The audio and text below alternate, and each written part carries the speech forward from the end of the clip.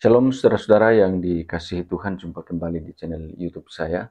Kesempatan ini kita akan mendengarkan kesaksian dari seorang bapak muslim yang mana ia terima Yesus sebagai Tuhan dan Juru Selamat justru dituntun oleh Al-Quran itu sendiri. Ini sesuatu yang sangat luar biasa saudara-saudara, bahwa yang membuat dia mengenal Tuhan, terima Yesus sebagai Tuhan dan Juru Selamat karena Al-Quran.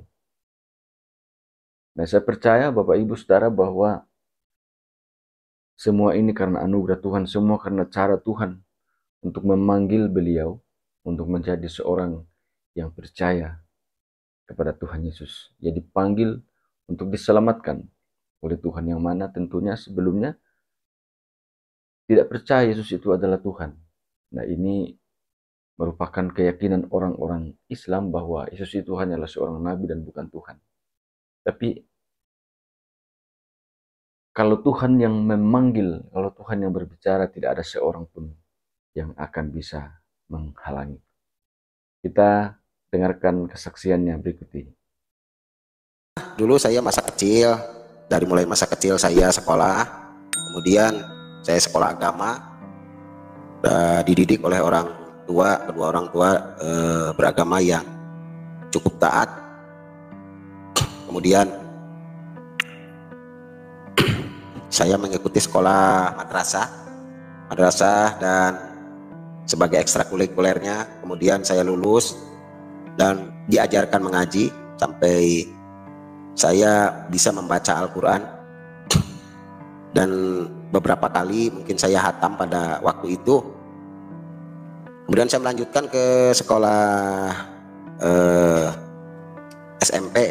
SMP sudah mulai mengenal dan sudah mulai ada pertanyaan dalam diri saya. Cuma pada saat itu saya tidak mau tahu, ya sudahlah.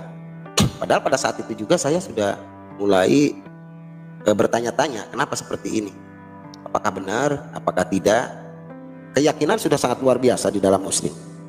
Sesungguhnya saya sangat meyakini waktu itu, sangat ribuan persen mungkin saya meyakini, karena agama yang diajarkan oleh guru-guru saya, Islam adalah agama rahmatan lil alamin. Jadi agama penyelamat bagi seluruh alam. Nah, karena ada dikatakan yang membuat saya yakin pada saat itu, ada dikatakan inna dina indallahil Islam. Jadi agama yang diridhoi Allah adalah agama Islam. Nah, yang membuat saya tetap teguh, tetap kencang memegang suatu keyakinan itu. Nah, setelah saya masuk di SMA, kemudian setelah keluar SMA dan saya mengikuti pesantren fikih, pesantren fikih dengan ilmu-ilmu mengenai pendukung, ilmu pendukung mengenai tentang Islam. Ilmu fikih tentunya ada beberapa kitab-kitab yang saya pelajari, salah satunya Sapina, Jurumiyah dan lain sebagainya. Kalau disebutkan banyak ini. Itu dulu saya memahami kitab itu adalah kitab dari firman Tuhan. Kitab itu karena warnanya memang kuning, ya, tidak ada huruf tidak ada tanda-tanda bacanya, cuma tulisannya saja Arab berwarna kuning. Ternyata setelah lama dan saat-saat ini, mungkin tahun-tahun kebelakang ini, agak dekat-dekat ini, saya mengerti bahwa itu kitab kuning itu bukan firman Tuhan. Itu sarana hanya untuk membangun sarana untuk membantu memahami yang hukum-hukum Islam dan bahasa-bahasa Arab. Tentunya diajarkan mengenai nahu dan sorobnya di situ, ada di dalam kitab fikih tersebut, serta dicantumkan juga, dimasukkan juga hukum-hukumnya di situ. Setelah itu saya memahami, setelah memahami, ya sudahlah, saya tidak mau pusing dengan hal itu. Halo, suara saya masih terdengar? Iya, masih mantap sekali. Okay. Saya monitor di sini, nanti kalau ada apa-apa nanti saya muncul. Langsung aja lanjut, ya Pak ya. Ya. Siap. Oke, kemudian setelah beberapa tahun saya berpikir seorang muslim, saya mulai pemikiran kritis saya keluar, mulai berpikir kritis saya keluar, kenapa ini seperti ini. Saya lihat buahnya juga memang di lapangan tentunya, hasilnya seperti ini, tentunya mungkin saya hanya bisa mengobati diri saya sendiri mungkin karena ini hanya oknum saja. Tapi memang ada pepatah bilang pohon itu kalau bagus dilihat dari buahnya, kalau buahnya manis itu pasti pohonnya bagus, buahnya enak itu pasti bagus pohonnya. Nah itu yang membuat saya juga berpikir berulang kali, apakah benar. Kemudian saya mulai membuka Al-Quran kembali yang sekian lama, karena saya sudah menjadi pegawai pemerintah ya, pegawai negeri, karena kesibukan yang secara kontinu saya mengikuti program pekerjaan yang dianjurkan oleh pemerintah. Kemudian untuk membaca itu kelihatannya karena terkontaminasi tentunya dengan lingkungan, jadi saya agak-agak membaca Al-Quran kurang pada saat itu. Mulai usia semakin kesini semakin lanjut, semakin tua, saya mulai membaca Al-Quran. Saya mau mencoba, siapa tahu ini isi pertanyaan yang ada di kepala saya ini bisa terpecahkan. Nah, seperti beberapa hal yang saya tidak bisa juga pahami pada saat itu. Kenapa katanya ini Nabi kita ini lebih duluan lahirnya, padahal datangnya di belakangan. Ini yang saya tidak begitu menerima ini secara logika ya. Kemudian semua nabi-nabi adalah seorang muslim. Nah ini juga saya tidak menentang ya, cuma saya ini mencari tahu kenapa bisa seperti ini ya kan. Lahirnya agama yang saya anut ini di abad ke-6, kenapa bisa kemudian dibilang adalah semua para nabi adalah seorang muslim. Saya mencari membuka Al-Quran, kemudian yang saya imani, dan di situ saya memang ada ayat saya baca pada surat Al-Baqarah. Surat Al-Baqarah di ayat kedua yang artinya itu saya turunkan kitab ini sebagai petunjuk untuk orang-orang yang bertakwa, sebagai petunjuk. Kalau sebagai petunjuk, saya menyimpulkannya dengan rasa diiringi iman saya. Kalau petunjuk itu dia sebagai tanda panah ya, menunjukkan petunjuk, isi di dalamnya itu menunjukkan, hanya kalau sebagai petunjuk menunjukkan. Dan kemudian saya beberapa ayat yang saya baca seperti surat Al-Imran ayat 3 itu menunjukkan diturunkannya kitab dan membenarkannya ada kitab-kitab sebelumnya yang diturunkan. Surat Al-Baqarah juga, surat Al-Maidah juga. Dan kemudian saya teliti semua, ternyata di situ lebih banyak membicarakan Isa. Belum juga terjawab beberapa pertanyaan kritis mengenai iman saya yang sekian lama digodok di dunia Islam. Kemudian beberapa hal yang perlu saya tanyakan, kemudian jawabannya tidak memuaskan. Dan kemudian doa-doa saya juga kenapa bisa agak sulit didengar. Padahal saya bukan seorang yang seorang yang selalu melakukan perintah sebagai petunjuk yang ada di rukun agama saya. Kenapa sulit sekali didengar ini? Seperti tidak ada jawaban. Dan setelah saya teliti semua isi Al-Quran, kok banyaknya benang merahnya kok mengarahnya ke Isa ya, Isa Al-Masih. Nah ini perlu kita pelajari lagi dan perlu saya teliti kembali. Kemudian saya beberapa kali baca dan di situ banyak terkandung mengenai Isa itu adalah sebagai terkemuka di dunia dan akhirat. Dan mereka termasuk orang-orang yang didekatkan.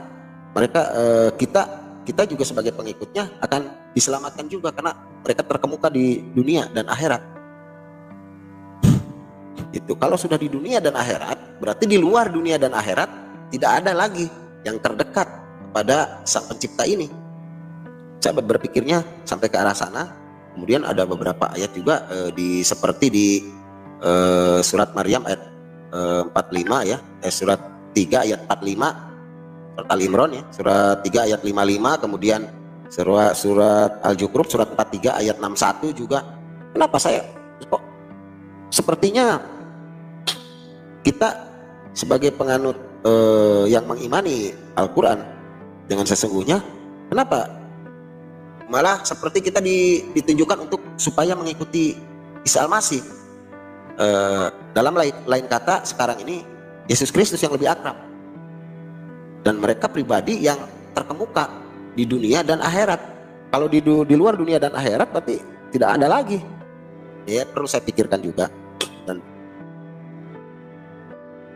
juga saya menghimbau ya, karena menghimbau kepada rekan-rekan segera berpikir kritis dari sekarang sebelum terlambat. Kemudian saya di situ ada ayat yang terutama surat Al-Imran ya, surat Al-Imran yang dikemukakan oleh Bapak Haji Muhammad Kacé, tentunya yang sekarang lagi diproses ya. Bapak Haji Muhammad Kacé, saya tidak sengaja buka-buka YouTube, tujuannya bukan cari apa-apa, saya hanya lihat-lihat saja. Kemudian ada di situ channel yang mengatakan surat Al-Imran ayat 3 ini, Bapak Haji Muhammad Kacé ini membacakannya. Nazala alaikal kitab bil haqqi musaddiqan lima baina yadayhi wa anzala taurata wa injil. Kami turunkan, aku turunkan kitab ini dan membenarkannya, dan kami turunkan juga antara lain kitab Taurat dan Injil. Nah, ini Taurat dan Injil itu hampir banyak sekali ayat di dalam Al-Quran yang membicarakannya, yang mengkonfirmasi kepada kitab sebelumnya, yaitu Taurat dan Injil. Sementara kami diajarkan oleh guru-guru saya, jangankan untuk mempelajari, istilah untuk memegang saja itu sudah, sebagian guru saya ada yang mengatakan itu aduh haram. Saya bertanya balik, kenapa bisa haram Pak Guru? Karena itu kan kita konfirmasinya dari Al-Quran, ada memang kitab sebelumnya yaitu Taurat dan Injil, bahkan dikatakannya dan Al-Quran sendiri mengkonfirmasi kitab-kitab sebelumnya. Kenapa kita tidak boleh memegangnya? Dan malah ada sebagian ulama atau guru-guru saya yang mengatakan ini kalau memegang itu haram, apalagi mempelajari mungkin sangat tidak boleh. Justru dengan ketidakbolehan tersebut, dengan fatwa para guru-guru saya, dengan kata-kata para senior-senior saya di kalangan Muslim, membuat saya semakin penasaran yang bagaimana sih kitab ini. Sudah lama saya ingin melihat itu kitab ini, tapi tidak pernah dapat pada saat itu, karena pergaulan saya di lingkungan Muslim aja terus, dan mayoritas memang di lingkungan saya lingkungan Muslim. Dari dulu juga saya di lingkungan pesantren, itu di lingkungan pesantren, dan saya pernah mencoba setelah keluar sekolah SLA pernah menjalankan di pesantren.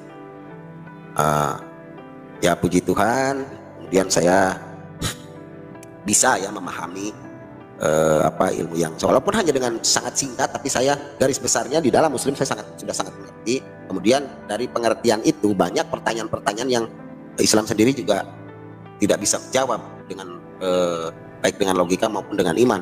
Kemudian saya rasa kritis itu dicari, sehingga mempelajari lagi Al-Quran, dan akhirnya di dalam keputusannya saya bertanya itu jawabannya tidak memuaskan. Kemudian masalah doa juga kayaknya sepertinya kita sampai menangis air mata darah, itu kayak sepertinya agak kurang didengar ya doa itu. Tidak seperti sekarang saya mengimani mengimani Isa Al-Masih, Yesus Kristus. Yesus adalah Tuhan, Kristus adalah anak. Jadi kemudian firman Tuhan yang menjelma menjadi manusia, bukan firman Tuhan. Kalau Al-Quran firman Tuhan menjelma menjadi buku, menjadi Al-Quran. Kalau ini firman Tuhan menjelma menjadi Isa Al-Masih atau Yesus Kristus ya. Itu kuasa Tuhan tidak ada yang salah. Kalau kita menyatakan Tuhan itu maha kuasa, Tuhan mau menjadi apapun bisa. Jangankan menjadi manusia, membuat ribuan bumi ini lagi, membuat jutaan lagi malaikat, Tidak ada masalah, mereka hanya berkata kun. Hanya berkata kun fayakun. Berkata jadilah maka jadi. Tidak jadi masalah. Tapi saya dengar kenapa dengan proses ketuhanan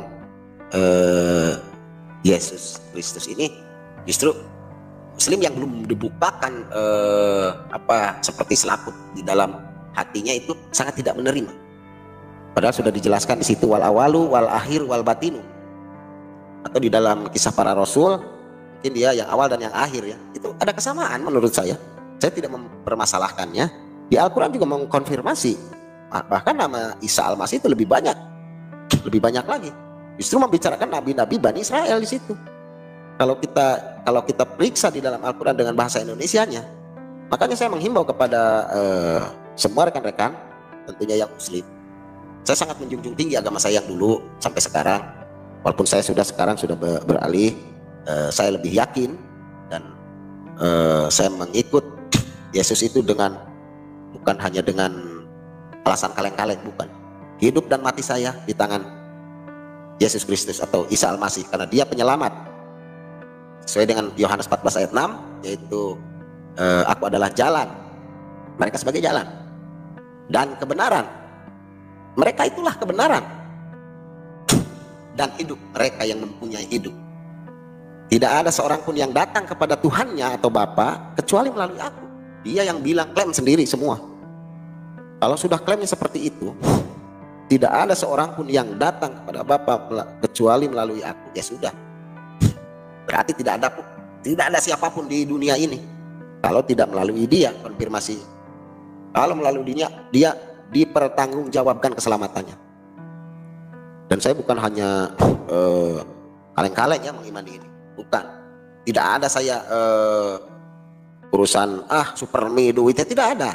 Justru saya mengikut Tuhan ini, waduh, kalau dibilang tantangannya luar biasa, sangat sulit. Kehidupan saya sangat sulit sekarang. Ya, lihat sajalah di belakang ini kamar seperti apa ini, ya? Tidak layak sebenarnya, tapi memang resikonya seperti ini. Tidak ada yang gampang mengikut Tuhan itu. Ada harga yang harus kita bayar, yaitu keselamatan. Jaminannya keselamatan, walaupun harganya sangat mahal kita bayar tidak jadi masalah. Karena kita memang harus memikul salib, memikul penderitaan ini, tidak jadi masalah bagi saya. Saya hidup dan mati saya sudah saya serahkan kepada Tuhan dengan nama Yesus Kristus atau Isa Al-Masih. Kemudian kisah para Rasul 4, saya berani mulai dikenalkan oleh beberapa teman yang menguasai Alkitab di Bandung ini. Saya kemudian periksa isinya dari mulai kitab Taurat dan kemudian langsung ke Perjanjian Baru. Saya memahaminya memang kalau dengan memahami dengan dengan proses seperti memahaminya kita karena setiap kitab ini beda-beda pemahamannya. Apalagi kalau Injil sangat mudah kalau menurut saya Injil itu. Asal kita dengan hati yang ikhlas, tulus menerima, saya ingin mengetahui isinya. Kemudian seperti ada roh yang masuk ke dalam tubuh kita dan kemudian kita bisa mengerti. Dan saya membaca itu bisa sampai menangis. Bayangkan. Karena ada Roh Kudus yang menyertai kita pada saat kita membaca dan kita mengikhlaskan hati kita ingin mengetahui hal ini. Karena di situlah ada terang. Hudan wa nurun, diturunkan terang di situ. Injil itu hudalinas, hudan wa nurun. Jadi petunjuk bagi manusia, petunjuk bagi petunjuk dan cahaya di situ ada isinya. Dan itu diterangkan di dalam Al-Quran juga diterangkan. Di luar kitab fikih Al-Quran dengan sangat gamblang menerangkan siapa Yesus Kristus atau Isa Al-Masih di dalam bahasa Arab atau Yeshua HaMashiach. Tidak jadi masalah, tidak ada yang mempermasalah. Adapun mungkin ada bagian pemahaman yang beda mungkin. Saya tidak mengerti bedanya apa. Yang jelas keadaannya yang seperti itu. Seperti surat An-Nisa ayat 157 itu sebetulnya kan penafsirannya multi interpretasi ya. Itu tidak dipahami secara langsung. Mereka ayat-ayatnya bukan ayat-ayat utama, ayat mutasabihat. yang terkandung di dalam. Jadi kita harus mengenal sejarah dulu untuk memahami ayat itu. Lah kalau kita sudah dilarang sekarang pegang Taurat dan Injil, bagaimana kita bisa mengerti penafsiran di surat An-Nisa itu? Sesungguhnya Al-Masih tidak disalib.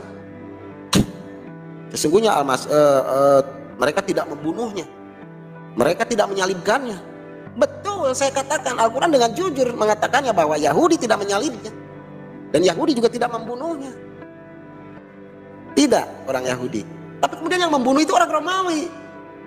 Dan itu beberapa pengertian. Mungkin ada yang menafsirkan dibunuh secara rohani, dibunuh secara jasmani. Kemudian pengertiannya secara rohani Yesus tidak dibunuh. Mungkin ada yang seperti itu. Beberapa denominasi ya berbeda-beda di Muslim juga. Kita tidak mempermasalahkan masalah itu. Yang jelas saya berbicara masalah iman saya. Sekarang saya sudah cukup mengambil keputusan bahwa, dan saya mengajak bahwa saya tidak akan kembali lagi apapun yang terjadi di dunia ini sampai hari kiamat tiba pun. Saya tetap akan mengikuti juru selamat kita.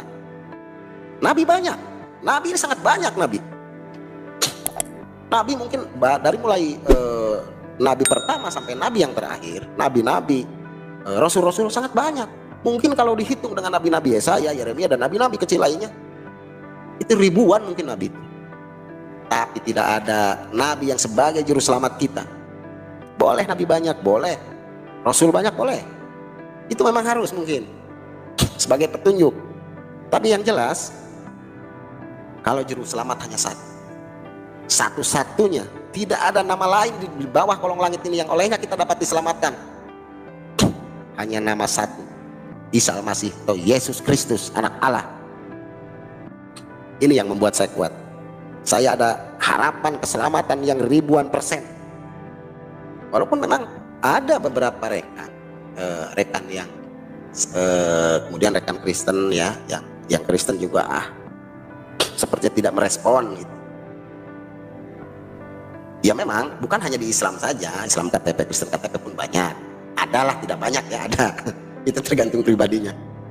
Yang jelas saya kemukakan kembali bahwa beberapa saat-saat ini yang sudah sekian lama saya pelajari Taurat dan Injil, dari mulai konsep manusia jatuh dalam dosa, kemudian bagaimana supaya manusia bisa diperdamaikan lagi kepada Tuhan, dan Tuhan bisa diperdamaikan lagi dengan manusia.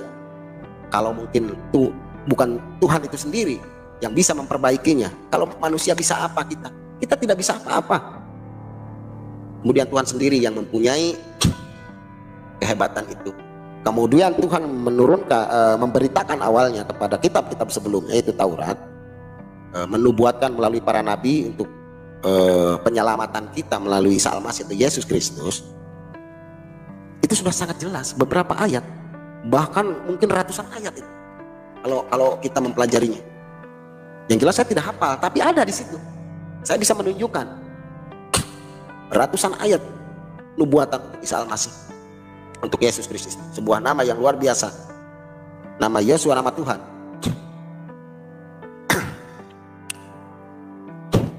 Dan berikutnya saya mungkin menghimbau ya, yang mana mungkin kesaksian saya juga di beberapa channel juga udah, ini hanya menguatkan saja. Saya mengimani jadi pengikut Yesus Kristus, pengikut Yesus ini sebagai Tuhan dan juru selamat, tidak kaleng-kaleng. Banyak yang menghina saya, luar biasa penghinaan. Setelah saya melakukan kesaksian ada satu channel, ada beberapa channel yang saya masuki, luar biasa, sampai saya berpindah-pindah tempat. Sekarang saya berbeda lagi tempat ini, baru lagi dibikin, bisa dilihat, belum dicat temboknya, masih baru dibikin, kecil. Ya di sini dapur, ya di sini masak. Tapi bagi saya bahagia. Saya mengikuti Yesus memang sangat bahagia, luar biasa. Penderitaan ini saya jadikan nikmat, karena saya ada jaminan keselamatan melalui Yesus Kristus Tuhan kita. Karena pada mulanya adalah firman. Pada mulanya adalah firman, dan kemudian firman itu adalah Allah, dan firman itu telah menjadi manusia di atas gelas.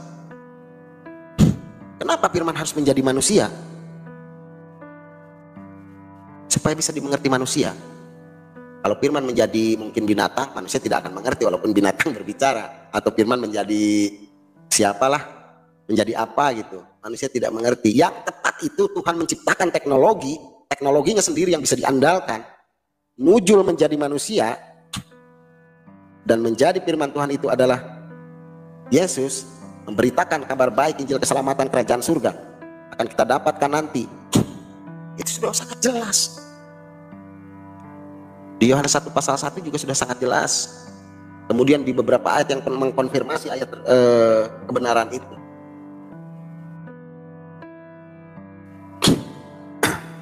Jadi awalnya, jadi sekarang saya sudah mulai mengerti apa itu keselamatan dari proses kurban. Kemudian manusia jatuh dalam dosa dan kemudian harus ada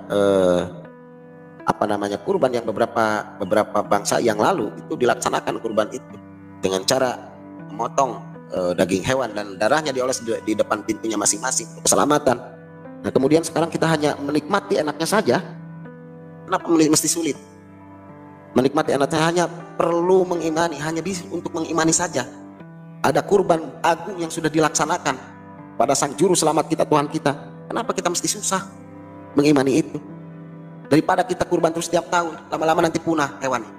Dengan dimakan hewan ini, jadi daging kan? Tapi bagi yang mengimaninya itu lebih benar, saya tidak jadi masalah. Iman saya mengatakan, saya mengikuti kurban agung dengan tujuan mereka menjamin keselamatan dengan darah. Yang jelas saya harus berani pikul salibnya, mereka menjamin keselamatannya. Karena ini semua adalah teknologi Tuhan atau rencana Tuhan untuk manusia, supaya manusia bisa selamat. Karena Tuhan kepada manusia adalah Rahman Rahim, sangat kasih sayang. Jadi mereka sendirilah yang menyelamatkan kita. Kalau manusia dengan amalnya mungkin betul yang dikatakan kitab suci Injil ini. Kalau kita menyelamatkan diri berdasarkan amal yang kita perbuat setiap harinya, apa sih manusia ini harganya di hadapan Tuhan? Mungkin tidak ada harganya sama sekali kalau dilihat dari itu. Kita hanya bisanya meminta.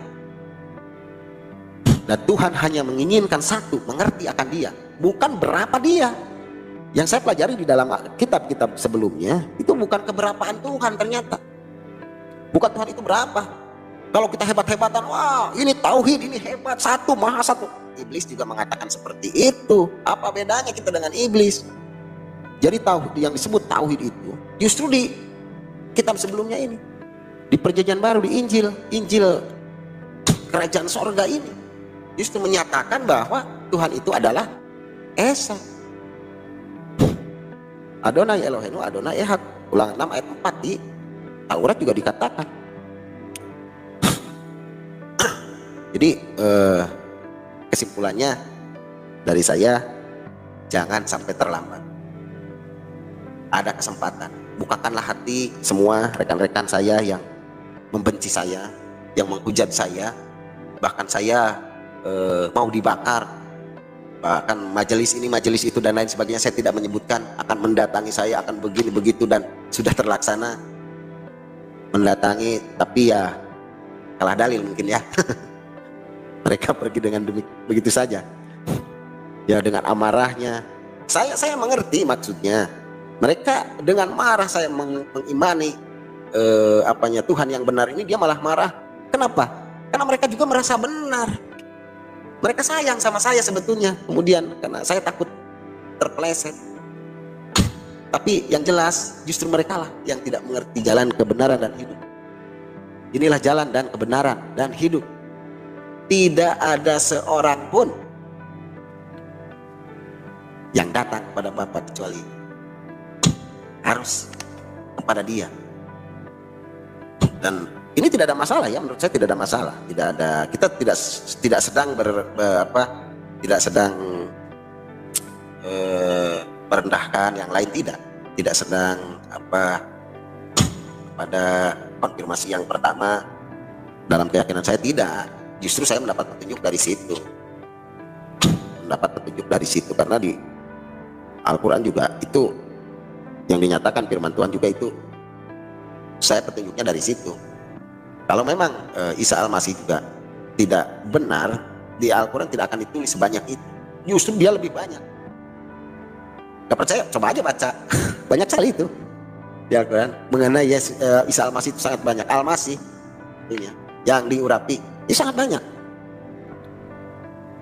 Mungkin hanya itu dulu dari saya. Ini kesaksian yang sangat singkat tapi padat dan hasil daripada apa yang saya saksikan dalam hidup ini, sehingga saya mengimani yang begitu sangat menjamin kita dalam kerajaan surga, karena ada semua dijanjikan dengan jaminan keselamatan, dan itu bisa dibuktikan setelah saya mengimani Yesus, mengimani Isa Al-Masih, mengimani Kristus. Apapun yang saya minta, tiba-tiba tidak sampai 2 atau 3 hari, kadang pada jam itu pun langsung jawaban doa itu terkabul. Tapi jangan salah, kalau kita minta yang tidak kita mampu dalam pikiran kita juga, Tuhan sangat sayang, nanti kita bisa error. Nah, contoh saya minta pulau anu atau minta pesawat lah, tidak juga seperti itu. Yang jelas sesuai dengan apa yang mampu di dalam pikiran kita dan menjalankannya. Karena Tuhan ini sangat maha kasih. Sekali lagi, saya tidak kaleng-kaleng mengimani Yesus Kristus, tidak hanya ajak-ajakan, tapi dengan pengetahuan yang benar berdasarkan Alkitabiah, berdasarkan Al-Quran. Petunjuknya yang pertama. Kemudian saya ditunjukkan dan mempelajari Taurat dan Injil ini dengan segenap hati dan merelakan, meridhokannya hati saya untuk saya ingin dibimbing dan diberikan petunjuk mengenai kitab tersebut. Dan kemudian saya sampai menangis membaca kitab itu.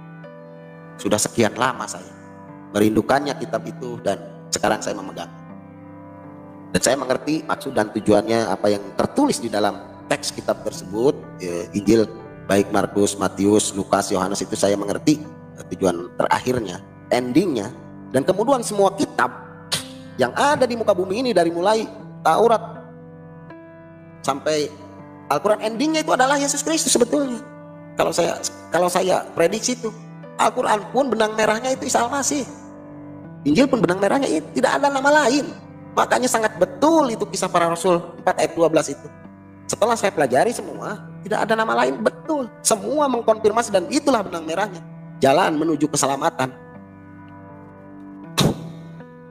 Mungkin hanya itu dulu kesaksian dari saya. Dan saya ucapkan banyak terima kasih kepada Bapak yang menyelenggarakan kesaksian saya ini. Dan ini tidak ada yang saya karang-karang, ini berdasarkan kenyataan hidup saya. Dan mudah-mudahan semua dengan kesaksian saya ada yang teredukasi, ada yang teredukasi. Dan saya ucapkan terima kasih Bapak. Terima kasih, silakan dilanjutkan. Salam. Oke, luar biasa Mbak Takoka. Saya tadi mengikuti ya menit demi menit ya, luar biasa ya. Saya terus terang bukanlah seorang murtadin, saya dilahirkan di Tanah Batak, sudah jadi Kristen. Dari kecil kita sudah beragama Kristen dan mengikut Tuhan Yesus. Dan penderitaan mungkin ya tidak seberapa lah ya, penderitaan apa yang kita alami dalam mengikut Tuhan Yesus. Orang kita sudah ada dalam Tuhan Yesus. Tapi tadi saya ngikutin Mbak Takoka bercerita, luar biasa ya. Nah tadi Mbak Takoka udah bilang, beliau ini bukan kaleng-kaleng loh. Ustadz beneran ya, guru ngaji ya, guru ngaji. Bahkan beliau bisa melantunkan pada saat itu Al-Quran itu dengan baik, dengan indah, bahkan menjadi juara.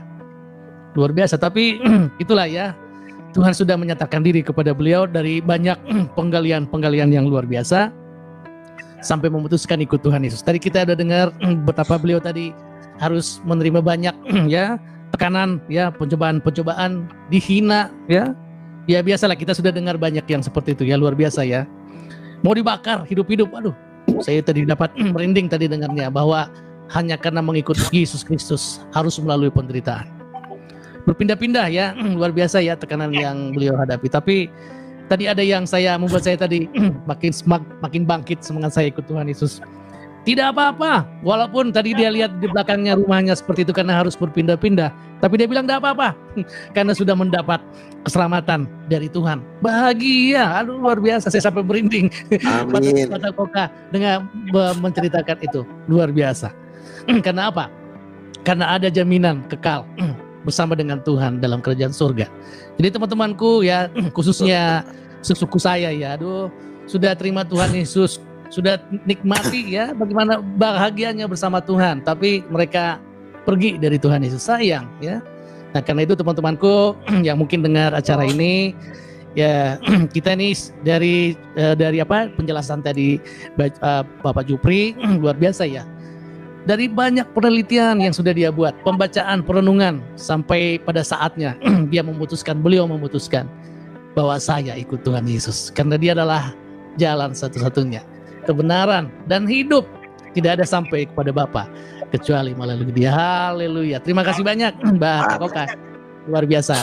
Doa saya terus Bapak sehat dan Ibu diberkati Tuhan. Nah teman-teman, Mbak Koka ini dulu waktu di pemerintahan, beliau itu adalah ahli pembuatan pemancar ya, pemancar. Saya kurang mengerti pemancar radio apa, tapi beliau pernah bercerita bahwa yang tadinya bisa mencapai jarak pendek, karena keahlian beliau ini pemancarnya itu bisa sangat jauh jangkauannya, bisa sedikit Batak Koka. Ya, betul.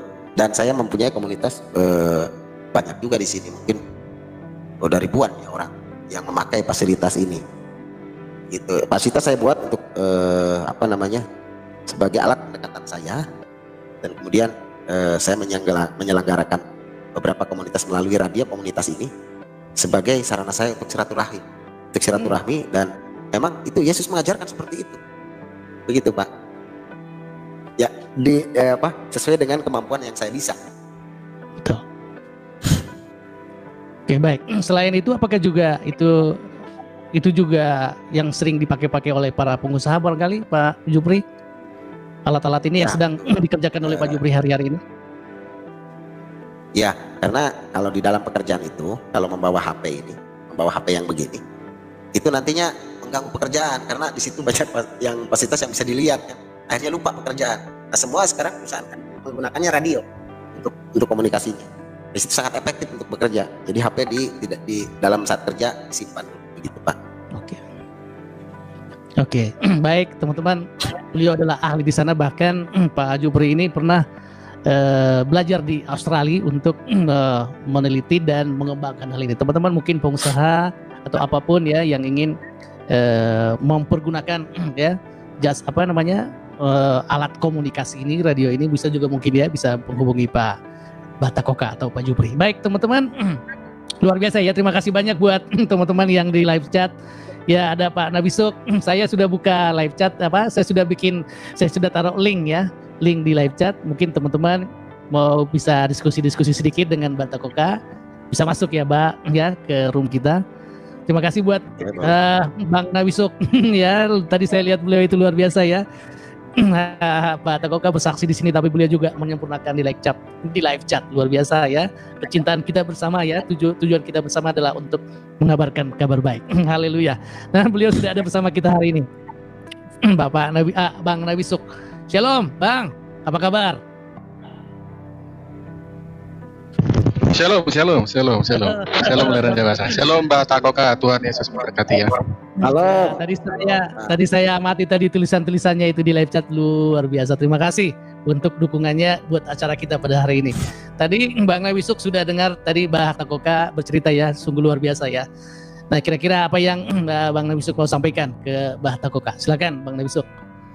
Ya, terima kasih ya. Tadi saya sudah mendengarkan semua kesaksian Mbak Takoka itu, betapa begitu dahsyatnya ya menerima kebenaran itu. Jarang Pak Mbak Takoka ya, karena saya banyak orang mungkin orang Kristen juga banyak hanya Kristen KTP, tidak mengerti tentang kebenaran. Mereka hanya datang ke gereja segitu-gitu aja, nggak mempelajari siapakah Tuhan itu sebenarnya. Tapi kalau saya lihat tadi kesaksian Mbak Takoka begitu dahsyat ya, jadi memahami semua tentang kebenaran, jadi mengerti.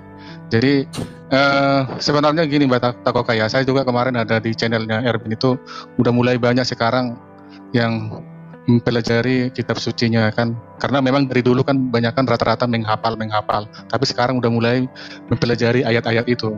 Kemarin ada namanya Pak Rahmat, dia bilang saya ini sekarang semakin membingung katanya.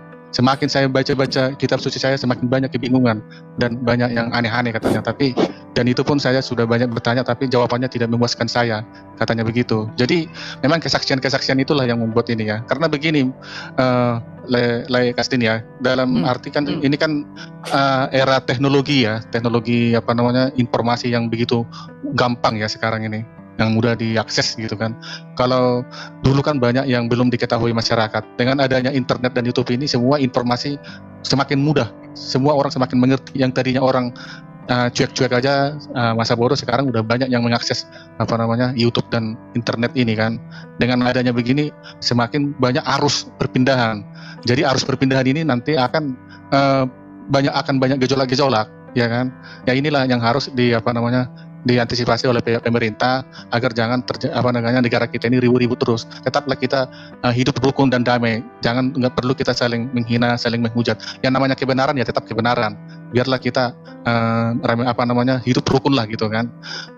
Di negara kita ini, Lekastin ya, beda dengan negara lain. Kalau di negara kita kan ada undang-undang yang memberikan bahwa kita itu kan kebebasan untuk memilih agama dan kepercayaan masing-masing.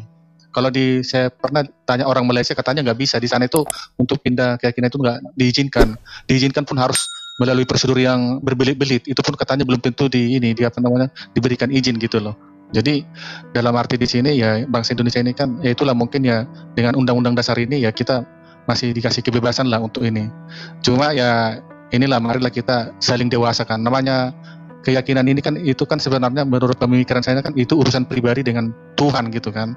Jadi kita nggak boleh menghambat orang lain untuk mengenali Tuhannya. Nah, apalagi tadi saya lihat Mbah Takoka ini kan banyak rintangan-rintangan, banyak kayak semacam ancaman-ancaman gitu ya.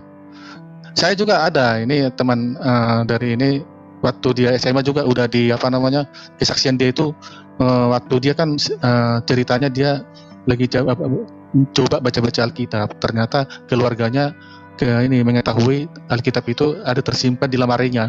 Nah ini langsung diusir loh, dia diusir dari, lebih baik kamu keluar dari rumah ini daripada kamu saya bunuh, kata orang tuanya begitu. Akhirnya dia kabur ke Jakarta ini, dia tinggalnya di Jawa. Jadi sampai meninggal orang tuanya dia nggak tahu dia. Itu pun dia ketemu sama keluarganya karena dicari-cari adik yang paling bontot mencari-cari dia, akhirnya ketemu. Orang tuanya meninggal dia nggak tahu. Bayangannya aja gitu kan. Memang menyedihkan memang. Jadi ya gimana ya? Kalau kita kan di keluarga saya juga ada yang beda keyakinan. Kita nggak saling ribut Kak. Nggak, itu kan urusan pribadi masing-masing. Jadi marilah kita saling ini ya. Nah, kalau ada pun yang pindah keyakinan ya itu mari kita saling menghargai, menghormati. Saya rasa itulah pemikiran saya. Jangan kita ribut-ribut ya kan. Gitu. Ya. Dari pemaparan dari Mbak Takoka ini kan sebenarnya kan dia itu kan haknya dianya, ya kan, itu nggak boleh dilarang-larang gitu kan. Ya kalau Mbak Takoka contohnya di dalam hatinya dia menerima lebih mengetahui dan lebih ini, ya seharusnya sih nggak bisa masyarakat melarang dia kan, itu kan haknya dia. Kalau orang lain nggak mau pindah ya urusan masing-masing. Kita juga dari pihak Kristen ada yang pindah ke ini kan ke Muslim, kita nggak larang, itu haknya dia. Ya kan semuanya kan urusan nanti masing-masing ya kan, karena semua punya surga masing-masing juga, kita juga punya surga, mereka juga punya surga. Malah surga mereka kan kalau secara manusia kan lebih enak, ada 72 bidadari-bidadarinya kan, kita kan nggak ada kan, ya gitu lah. Ya kan. Malah ditawari mereka ini bidadari kan, kalau kita kan nggak ada kan. Jelas di Alkitab dikatakan bahwa kita kan nanti kan hidup seperti malaikat, ya kan. Jadi marilah saling ini, kan orang surganya udah ada masing-masing kok, nggak perlu saling ribut-ribut. Oke, dilanjutkan Pak Takoka. Iya. Ya silakan. Terima kasih. Baik, terima kasih Pak atas sepatah dua patah kata ya. Caranya memang apa yang dikatakan barusan saya simak, kita memang tidak sama. Tapi justru lebih indah ketidaksamaan itu, ketidaksamaan ini kalau kita bisa bersama-sama. Memang kita tidak sama, tapi kita bisa bersama-sama. Dalam arti kata kita bisa sharing, dan ini kan belum terpecahkan semuanya. Jadi kita bisa sharing, bisa mengetahui, dan Yang terpenting itu tidak mengeraskan hati. Kalau kita mungkin kalau saya dulu fanatik, tidak membuka diri, mengeraskan hati ya. Saya mungkin sampai sekarang masih menanyakan jalan ini. Gimana di Siratal Mustaqim ini? Masih menanyakan jalan. Ya, tapi sekarang saya sudah walaupun ini memang iman tidak bisa dilihat ini jalan, tapi saya akan tahu saya akan kemana. Ya, ini beda memang, tapi dengan perbedaan kita tetap bisa bersama-sama begitu, Pak. Terima kasih. Ya, jadi perlu saya tambahkan ya. Jadi inilah saudara-saudara kita yang teman-teman seberang. Artinya di sini kita kan boleh kita berbeda, tapi kita jangan perlu ribut-ribut ya kan. Kalau ada yang melanggar hukum, silakan dibawa ke pengadilan. Yang jelas, kalau kami pengikut Kristus, memang dari dulu pun udah biasa dihina. Jangankan dihina dia aja, dikafir-kafirkan pun saya udah tertawa, tersenyum buat saya. Nggak ada apa-apa buat saya sih. Yang penting kita hidup di Indonesia ini dengan damai. Sebab damai itu sangat tinggi harganya. Itu aja. Jadi dalam arti di sini kita pun diajarkan oleh Tuhan Yesus Kristus, kasihilah musuhmu. Ya kan? Jadi bila jika pipi kananmu ditampar, berikan juga pipi kirimu. Artinya jangan membalas kejahatan dengan kejahatan. Jadi intinya situ, mari saling berdamai, hidup tanpa saling menyakiti. Prinsipnya itu aja lah. Jadi kita kembali ke Pancasila. Pancasila itu sangat bagus itu. Jadi kalau semua bangsa Indonesia kembali ke Pancasila, ya pasti damai dan hidup. Oke, silakan lanjutkan. Mantap, luar biasa. Teman-teman yang ingin masuk, kita masih ada waktu ya. Mungkin sekitar 10-20 menit. Tapi kalau teman-teman nanti nggak ada yang masuk, kita akan akhiri saja. Tapi kalau ada yang masuk, silakan. Ini kesempatan bisa bertemu dengan Batak Koka karena beliau ini sangat sibuk sekarang. Ya, ini kesempatan kita bisa bincang-bincang.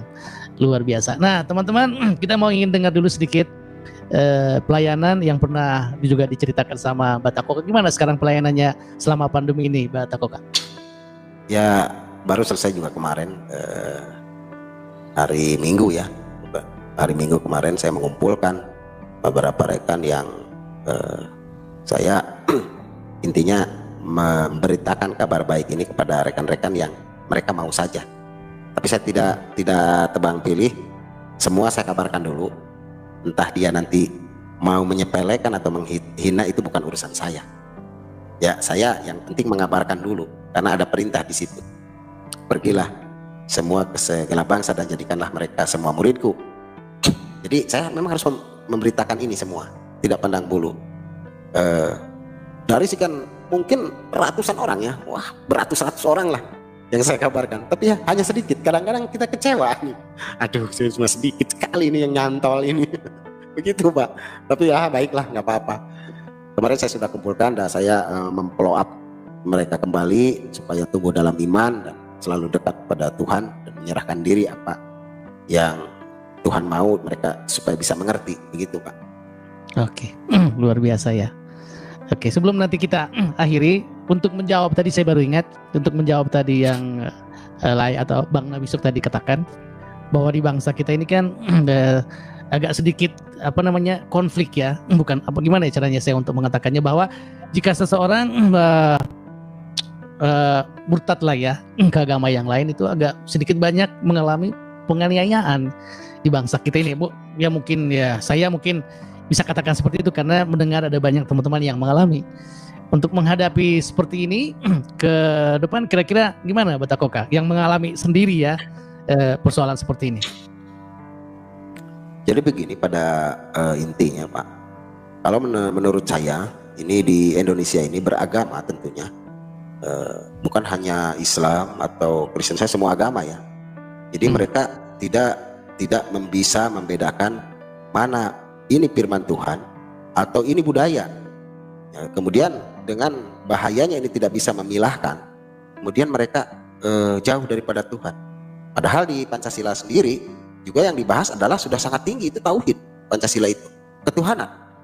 Tapi kita yang beragama justru kalau kita tidak, jadi akhirnya karena tidak memahami proses endingnya, kemudian dia ada kontaminasi. Nah disinilah memang ada kontaminasi iblis alaihi laknat ini di denominasi ini yang berbeda-beda. Padahal tujuannya di Pancasila sudah dijelaskan, itu sangat jelas, ketuhanan di situ. Yang penting ketuhanan dulu. agama itu hanya sarana sebetulnya, sarana untuk kita mengenal Tuhan. Nah, kalau kita bangsa ini sudah mengerti ke sana, saya yakin apapun agamanya, kalau dia mengenal ketuhanan, apalagi mengenalnya melalui Yesus Kristus, wah, sangat begini Pak, tidak akan ada masalah itu. Mungkin begitu. Jadi memahami Pancasilanya itu belum benar. Sungguh luar biasa, saudara-saudara, kesaksian Bapak ini semoga boleh menguatkan kita, memberi kita semangat supaya kita semakin kuat, semakin bertumbuh dalam Tuhan, bahwa kita ini orang Kristen bersyukur karena kita sudah menerima anugerah keselamatan daripada Tuhan, sehingga posisi kita sekarang adalah orang-orang yang memiliki hidup yang kekal. Dan tentunya kita berharap bahwa masih akan banyak orang yang akan dipanggil oleh Tuhan untuk diselamatkan. Tugas kita bersama untuk terus beritakan Injil, sampaikan Injil kepada semua orang, supaya banyak orang yang diselamatkan. Tuhan Yesus memberkati.